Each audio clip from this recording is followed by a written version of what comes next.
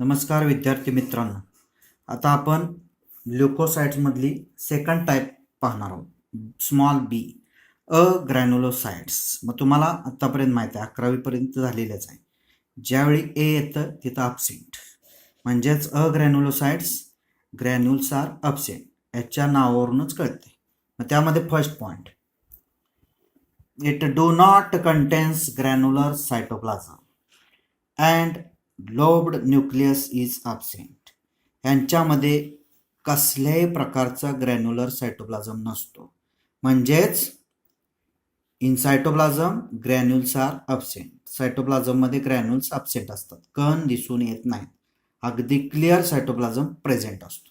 And lobed nucleus is absent. Nucleus असतो तो सुद्धा कसा असतो, विदाउट लोब्ड, म्हणजेच लोब्ड न्यूक्लियस इज अब्सेंट. कसल्याही प्रकारचा न्यूक्लियसमध्ये लोब नसतो.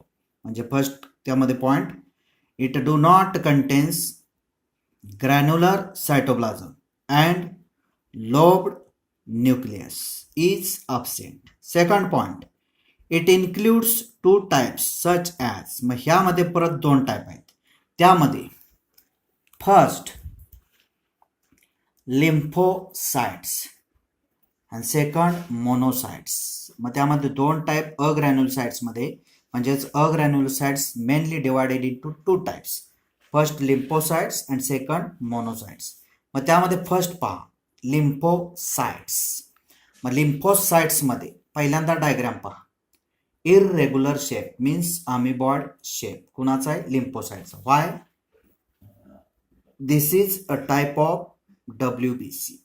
WBCची ही टाईप आहे. WBC कशा असतात तर इररेग्युलर ऑर अमिबॉइड शेपमध्ये असतात. आकार इररेग्युलर असतो, रेग्युलर नसतो. त्यामध्ये नाव बघा, सायटोप्लाझम, हे जे व्हाईट जे दिसतंय ते न्यूक्लियस, रेड कलरमध्ये स्फेरिकल स्ट्रक्चर दिसतंय ते न्यूक्लियस. म्हणजेच क्लिअर दाखवायचा सायटोप्लाझम, कोणते ग्रॅन्युल दाखवायचे नाहीत, न्यूक्लियस मोठा स्फेरिकलमध्ये दाखवायचा. मग त्यामध्ये first point, it has large round nucleus and clear cytoplasm. म्हणजे लिम्फोसाइट्समध्ये काय असतात तर लार्ज राऊंड न्यूक्लियस, न्यूक्लियस असतो अगदी मोठा आणि गोलाकार आकारामध्ये. And clear cytoplasm means granules are not seen in this cytoplasm. ह्या सायटोप्लाझममध्ये कसल्याही प्रकारचे ग्रॅन्युल्स दिसून येत नाहीत, म्हणजे सायटोप्लाझम इज क्लिअर. म्हणजे first point, it has large round nucleus and clear cytoplasm. Second point, it forms about 20 to 25% of total WBCs. मग 100% वाटा धरला WBCचा तर 20 ते 25% काय असतात, लिम्फोसाइट्स. म्हणजे 20 to 25% of lymphocytes are present in total WBCs. 100% जर WBCs असतील तर 20 ते 25% वाटा कुणाचा असतो, लिम्फोसाइट्सचा. म्हणजे second point, it forms about 20 to 25% of total WBCs. Third point, these are of two major types, EBI and ETI forms. EBI and ETI forms मध्ये दोन टाईप, हे मेजर टाईप आहेत कुणाच्या, लिम्फोसाइटच्या. म्हणजे third point, these are of, म्हणजे lymphocytes are of two major types. लिम्फोसाइटच्या दोन मेजर टाईप, मुख्य टाईप आहेत, EBI and ETI forms. Fourth point, both B and T lymphocytes are responsible for immune responses of the body. मग त्यामध्ये B lymphocytes as well as T lymphocytes ह्या काय करत असतात, रेस्पॉन्सिबल असतात, जबाबदार कशाला, for immune responses of the body. बॉडीमधले जे संरक्षणाचा जो रेस्पॉन्स असतो, संरक्षण प्रणाली बॉडीमधली, त्याला रेस्पॉन्सिबल कोण असतं मेन तर B and T lymphocytes. Two lymphocytes are responsible, which B lymphocytes and T lymphocytes are responsible for what? Immune responses of the body, बॉडीमधला इम्यून रेस्पॉन्सेस, संरक्षण किंवा संरक्षण प्रणाली प्रतिकार करण्यासाठी या दोन लिम्फोसाइट्स रेस्पॉन्सिबल असतात. हा fourth point. Fifth point, it produce antibodies and antitoxins against infections. मग एखादा जर संसर्ग डिसीजचा एखाद्यात झाला तर त्या इन्फेक्शनच्या विरुद्ध लढण्यासाठी लिम्फोसाइट्स काय काम करतात, तर याचं फंक्शन आहे.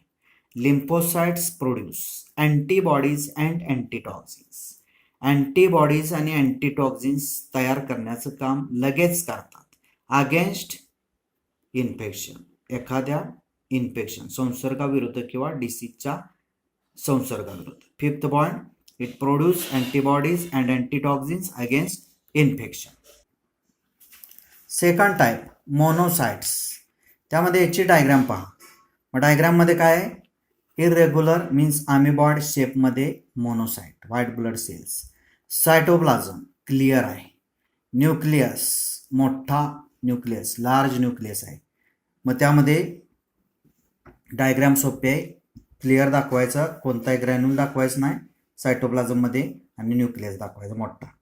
First point, it has largest of all WBCs with kidney shaped nucleus and abundant cytoplasm.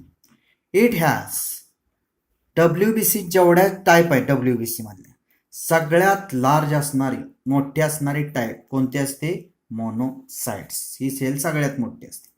With kidney shape nucleus. Nucleus जर बघितला तर किडनीच्या आकाराचा, म्हणजे किडनी ऑर बीन शेप, एवढ्याच्या किंवा किडनीच्या आकारामध्ये काय असतो, न्यूक्लियस. अँड अबंडंट सायटोप्लाझम, आणि त्याच्या भोवती भरपूर प्रमाणात काय असतो, सायटोप्लाझम. म्हणजे first point, it has largest and of all WBCs with kidney shape nucleus and abundant cytoplasm. Second point, it forms about 6 to 8% of total WBCs. 100% WBCs मध्ये फक्त 6 ते 8% वाटा कुणाचा असतो, मोनोसाइट्स. म्हणजे 6 to 8% of monocytes are present in WBCs. म्हणजे second point, it forms about 6 to 8% of total WBCs. Third point, these are phagocytic which destroy foreign organisms entering the body. यांचं सुद्धा काम काय तर फॅगोसायटिक आहे, हल्ला करणाऱ्या मोनोसाइट असतात. यांचं काम डेस्ट्रॉय करणं. कुणाला डेस्ट्रॉय करतात, foreign organisms such as bacteria, fungi, viruses, germs, pathogens etcetera entering the body. हे सर्व जर बॉडीमध्ये एंट्रिंग झाले फॉरेन ऑर्गॅनिझम्स किंवा मॉलिक्युल्स, तर त्यांचा नाश करायचं काम मोनोसाइट्स करतात. म्हणजे third point, these are phagocytic, हे त्यांचं फंक्शन आहे. which destroy foreign organisms entering the body. ह्या दोन टाईप कुणाच्या झाल्या तर अग्रॅन्युलोसाइट्स, मागाच्या झाल्या ग्रॅन्युलोसाइट्स, ह्या झाल्या अग्रॅन्युलोसाइट्स. म्हणजेच granules are absent in these cells. आता third type thrombocytes, main type or platelets. त्यामध्ये thrombos means clot, kytos means cell. Cell त्यामध्ये काय झालेले असतात, क्लॉट होतात, त्याला काय म्हणतात, थ्रॉम्बोसाइट्स किंवा प्लेटलेट्स. त्याच्या डायग्राम अशा सोपे आहेत. अशा दोन प्रकारच्या, एक स्पेरिकल आणि एक कसं म्हणतो थोडक्यात इलॉंगेटेड, अशा सेल दाखवायच्या. मग त्यामध्ये आता first point, these are non-nucleated, rounded and biconvex. आता तुम्ही डायग्राम बघितलेली आहेच. ह्या कशा असतात तर non nucleated, like RBCs. RBCs जशा आहेत तशा ह्या सुद्धा कशा असतात, non nucleated. Nucleus is absent in these cells. Rounded and biconvex. काही राउंडेड मध्ये दिसतील, काही बायकॉन्व्हेक्स आणि इलॉंगेटेड दिसतील. बायकॉन्व्हेक्स बरोबर RBCच्या विरोधात. RBCs बायकॉन्केव्ह होत्या, अंतर्वक्र होत्या दोन्ही बाजून, आणि ह्या दोन्ही बाजून काय असतात, बहिर्वक्र असतात, बायकॉन्व्हेक्स. म्हणजे first point, these are non nucleated, rounded and biconvex. Second point, these are cell fragments produced from megakaryocytes, that is special cells in bone marrow. These are cell fragments. म्हणजे हे जे आहेत थ्रोम्बोसाइट्स ह्या काय आहेत sale fragments, लहान लहान त्यामध्ये फ्रॅगमेंट्स फ्रॉम कुणापासून तयार झालेले तर मेगा कॅरिओसाइट्स पासून. म्हणजेच त्यामध्ये मोठा जो कॅरिओन असतो न्यूक्लियस त्याच्यापासून तयार झालेल्या ह्या सेल फ्रॅगमेंट आहेत. Special cells in bone marrow. आणि ह्या स्पेशल टाईपचे सेल असतात कुणामध्ये बोन मॅरो हाडांच्या मधला जो भाग आहे तिथला. म्हणजे second point these are cell fragments produced from megakaryocytes that is special cells in bone marrow. प्रत्येक पॉइंट MCQ साठी करूनच ठेवायचा. Third point in normal adult has 1.5 lakh to 3.5 lakh per cubic mm of blood are present. मग blood मध्ये जर विचार केला तर ह्याचा पर क्युबिक mm मध्ये कंपाऊंड मायक्रोस्कोप खाली बघितल्यानंतर साधारण 1.5 लाख ते 3.5 लाख हे हेल्दी पर्सनमध्ये किंवा नॉर्मल हेल्दी अडल्टमध्ये ह्या थ्रोम्बोसाइट्स दिसून येतात. म्हणजे त्यांचं नॉर्मल रेंज किती आहे 1.5 lakh to 3.5 lakh. म्हणजे third point in normal adult has 1.5 lakh to 3.5 lakh per cubic mm of blood are present. Fourth point the average life span of 5 to 10 days. आणि थ्रोम्बोसाइट्सचं जे आयुष्यमान आहे जगण्याचा कालावधी किती असतो साधारण 5 to 10 days. 5 ते 10 दिवसच ह्या जगत असतात. म्हणजेच fourth point the average life span of 5 to 10 days. Fifth point these cells release a variety of substances which helps in coagulation or clotting of blood, that is thromboplastin. आणि ह्या ज्या cells आहेत which cells thrombocytes or blood platelets release काय release करतात variety of substances. सबस्टन्सेसची variety for कशासाठी coagulation और clotting of blood. म्हणजे ब्लड जे आहे घट्ट व्हावं यासाठी. म्हणजे पूर्ण पातळ नाही पूर्ण अगदी गुटळी नाही घट्ट व्हावं यासाठी काय केलं जातं तर व्हरायटी रिलीज करते सबस्टन्सेस. त्यामध्ये मेन कोण असतो थ्रॉम्बोप्लास्टिन नावाचा सबस्टन्स. म्हणजे fifth point these cells release a variety of substances which helps in coagulation or clotting of blood, that is thromboplastin. Sixth point formation of thrombocytes are called thrombopoiesis. आणि जिथं thrombocytes तयार होतात त्या प्रोसेसला काय म्हणतात थ्रॉम्बोपोएसिस. म्हणजेच फॉर्मेशनची जी प्रोसेस असते तयार होण्याची प्रोसेस थ्रोम्बोसाइट्स त्याला थ्रॉम्बोपोएसिस म्हणतात. म्हणजे sixth point formation of thrombocytes are called thrombopoiesis. Seventh point increase in number of platelets are called thrombocytosis.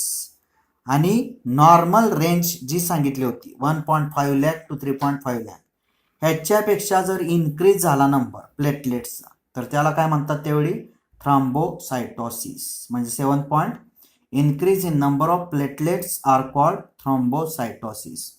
And last point 8 decrease in number of platelets are called thrombocytopenia. It leads to excessive loss of blood from the body.